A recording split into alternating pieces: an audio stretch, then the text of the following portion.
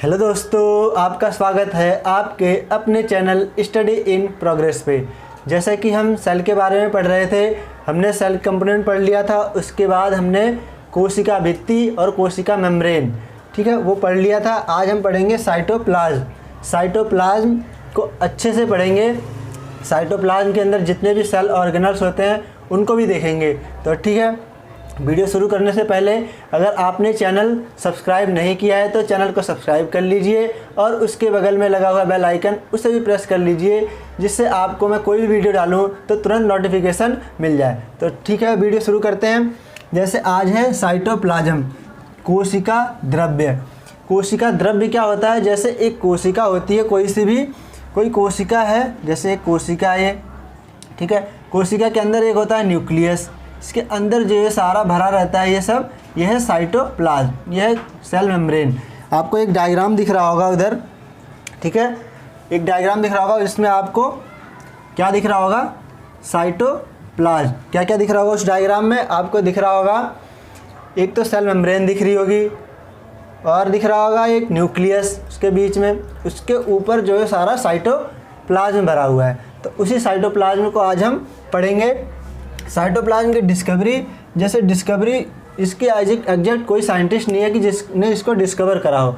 इसको बहुत सारे साइंटिस्टों ने मिल के डिस्कवर करा था, इसलिए इसमें किसी पर्टिकुलर साइंटिस्ट का नाम नहीं है, ठीक है। ये साइटोप्लाज्म होता क्या है? ये जीव द्रव्य मतलब क्या? प्रोटोप्लाज्म। जैसे ये कोशिका है, ये कोशिका के अंदर ये न्यूक्लियस है। न्यूक्लियस और साइटोप्लाज्म इन दोनों को अगर एक साथ बोलें तो बोलते हैं प्रोटोप्लाज्म। तो वही प्रोटोप्लाज्म जीव द्रव्य का एक भाग है, यानी जीव द्रव्य का वह भाग जो कोशिका भित्ति एवं केंद्रक के बीच होता है। आपको दिख रहा होगा डायग्राम में, एक न्यूक्लियस दिख रहा होगा और सेल मेम्ब्रेन दिख रही होगी। न्यूक्लियस और सेल मेम्ब्रेन के या सेल वॉल दिख रही होगी। सेल वॉल के और न्यूक्लियस के बीच में जो है वो सारा क्या है? वो साइटोप्लाज्म है, ठीक है। साइटोप्लाज्म में क्या होता है? इसमें दो तरह के पदार्थ होते हैं। जो साइटोप्लाज्म बनता है इसमें दो तरह के पदार्थ होते हैं। एक तो होता है अकार्बनिक पदार्थ यानी इनऑर्गेनिक सब्सटेंस या इनऑर्गेनिक मटेरियल। अकार्बनिक पदार्थ में क्या क्या होते हैं? खनिज यानी मिनरल्स, लवण यानी सॉल्ट, और जल यानी वाटर। और ऐसे ही कार्बनिक पदार्थ होता है ऑर्गेनिक मटेरियल। ऑर्गेनिक मटेरियल में क्या होता है? कार्बोहाइड्रेट, वसा यानी फैट, और प्रोटीन। कार्बोहाइड्रेट, वसा और प्रोटीन। जैसे ऐसे कभी पूछ लेता है कि साइटोप्लाज्म में अकार्बनिक पदार्थ कौन सा है, तो ऑप्शन रहता है खनिज, लवण और जल, ठीक है। इनमें से हमें बताना होता है। कभी ऐसे पूछ लेता है साइटोप्लाज्म का कार्बनिक पदार्थ, तो इसके होते हैं आंसर कार्बोहाइड्रेट, वसा और प्रोटीन, ठीक है। और ऐसे कोशिका द्रव्य यानी जो साइटोप्लाज्म है, कोशिका द्रव्य एक बहुत गाढ़ा, परभासी यानी ट्रांसल्यूसेंट और चिपचिपा पदार्थ होता है। अगर इसको हम देखें, स्पर्श करें तो ये कैसा होता है? बहुत गाढ़ा, यानी कैसा होता है? बहुत ही गाढ़ा, ठीक है। इसको एक तरफ से दूसरी तरफ देखेंगे तो दिखता नहीं है, ठीक है। और कैसा होता है? ये चिपचिपा होता है, चिपचिपे कलर का, चिपचिपे नेचर का होता है। इसमें क्या होता है? इसमें बहुत प्रकार के कोशिकांग होते हैं। जितना जो साइटोप्लाज्म है, जैसे साइटोप्लाज्म, अब आपको एक डायग्राम दिख रहा होगा, आपको इधर एक स्क्रीन पे एक डायग्राम दिख रहा होगा जिसमें आपको बहुत सारे कोशिकांग दिख रहे होंगे, ठीक है। कोशिकांग कैसे होते हैं? ये यूकैरियोटिक कोशिका में झिल्ली युक्त एवं प्रोकैरियोटिक कोशिका में झिल्ली नहीं होती है, ठीक है। इसमें झिल्ली नहीं पाई जाती प्रोकैरियोटिक में। यूकैरियोटिक में जितने भी कोशिकांग होंगे वो सारे कोशिकांग कैसे होते हैं? झिल्ली युक्त होते हैं, यानी उन पे एक मेम्ब्रेन रहती है, ठीक है। तो आपको कोशिकांग दिख रहे होंगे, उस कोशिकांग में आपको क्या क्या दिख रहा होगा? ये सारे साइटोप्लाज्म के अंदर ही आते हैं। तो इनमें कौन कौन सा दिख रहा होगा? आपको दिख रहा होगा अंतःप्रद्रव्यीय जलिका यानी एंडोप्लाज्मिक रेटिकुलम, और दिख रहा होगा राइबोसोम को इंग्लिश में भी राइबोसोम्स ही कहते हैं। और दिख रहा होगा गोल्जी काय, ठीक है, गोल्जी कॉम्प्लेक्स बोलते हैं इंग्लिश में। और दिख रहा होगा लाइसोसोम को लाइसोसोम ही बोलते हैं। और दिख रहा होगा माइटोकॉन्ड्रिया, बहुत सारी माइटोकॉन्ड्रिया दिख रही होंगी। और क्या दिख रहा होगा इसमें? लवक को क्या बोलते हैं? प्लास्टिड। और रसधानी दिख रही होगी, इसको इंग्लिश में बोलते हैं वैक्यूल्स। और क्या दिख रहा होगा, तारक काय, इसको बोलते हैं सेंट्रोसोम। और माइक्रोट्यूब्यूल्स दिख रहे होंगे, ये सारे साइटोप्लाज्म के अंदर आते हैं, इनको कोशिकांग कहते हैं। इन सब से मिलके ही साइटोप्लाज्म बनता है। ठीक है, अब इन कोशिकांगों के अंदर क्या होता है, अंतःप्रद्रव्य जलिका। इन कोशिकांगों को हम बारी बारी से पढ़ेंगे। इनमें सबसे पहले हम पढ़ते हैं अंतःप्रद्रव्यी जलिका को। इसको क्या बोलते हैं, एंडोप्लाज्मिक रेटिकुलम। ठीक है, इसकी खोज सबसे पहले किसने करी थी, 1945 में पोर्टर एवं थॉम्पसन ने करी थी। 1945 में दोनों ने मिलके करा था, लेकिन पोर्टर ने इसको नाम दिया एंडोप्लाज्मिक रेटिकुलम, अंतःप्रद्रव्यी जलिका।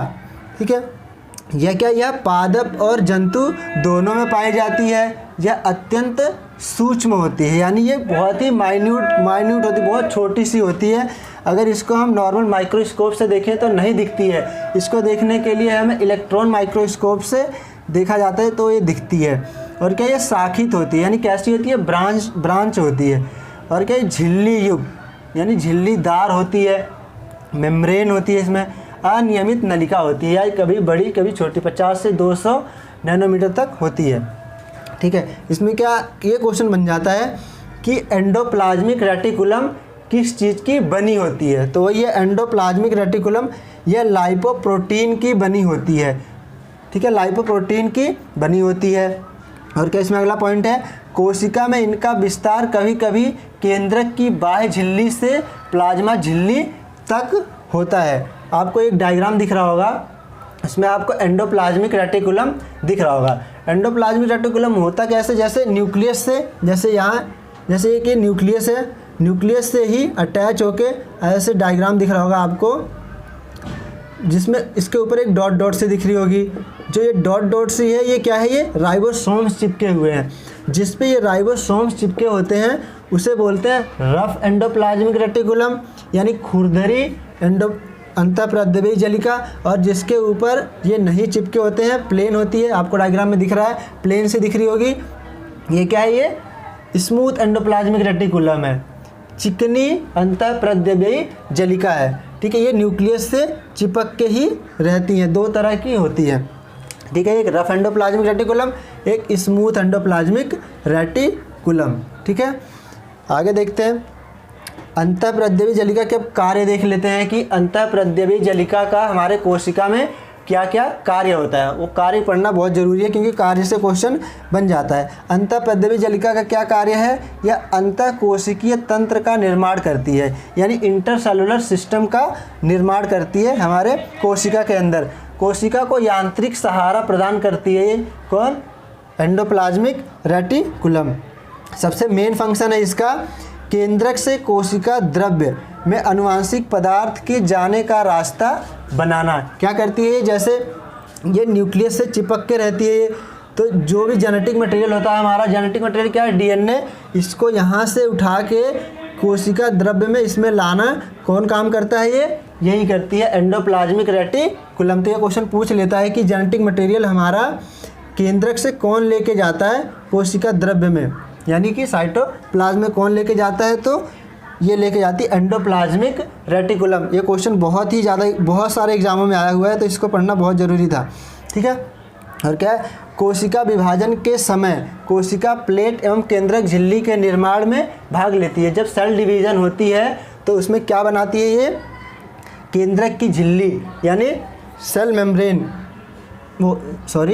ये न्यूक्लियर मेम्ब्रेन, जो न्यूक्लियर मेम्ब्रेन बनती है, ये न्यूक्लियर मेम्ब्रेन, जैसे न्यूक्लियस है, न्यूक्लियर मेम्ब्रेन कौन बनाता है, ये एंडोप्लाज्मिक रेटिकुलम। ठीक है, ये बनाने का काम करती है एंडोप्लाज्मिक रेटिकुलम कोशिका विभाजन के समय। इसके कारण कोशिका का जो सतह होती है वो बढ़ जाती है। ठीक है, अब एक चीज़ और देख लेते हैं बस,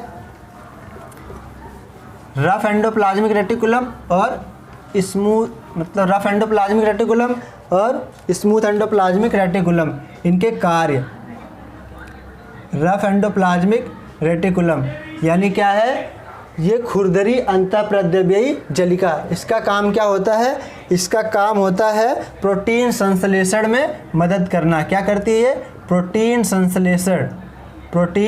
संश्लेषण का काम करती है। ये हमारे कोशिका में क्या करती है? प्रोटीन संश्लेषण यानी प्रोटीन सिंथेसिस।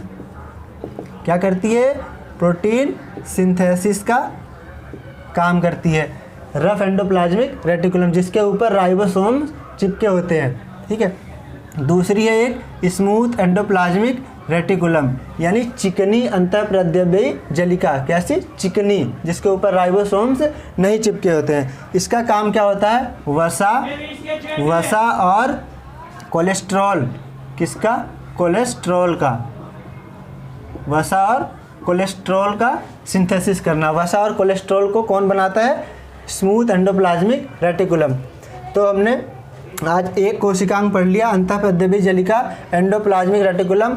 कल की क्लास में और जितने भी कोशिकांग हैं सारे कोशिकांग पढ़ेंगे और पूरा जितने सेल बायोलॉजी है सारा अच्छे से पढ़ेंगे। अगर वीडियो आपको अच्छी लगी हो, आप ऐसी वीडियो और ज़्यादा चाहते हो तो चैनल को सब्सक्राइब करें और वीडियो को ज़्यादा से ज़्यादा शेयर करें। वीडियो देखने के लिए आपका बहुत बहुत धन्यवाद। Thank you.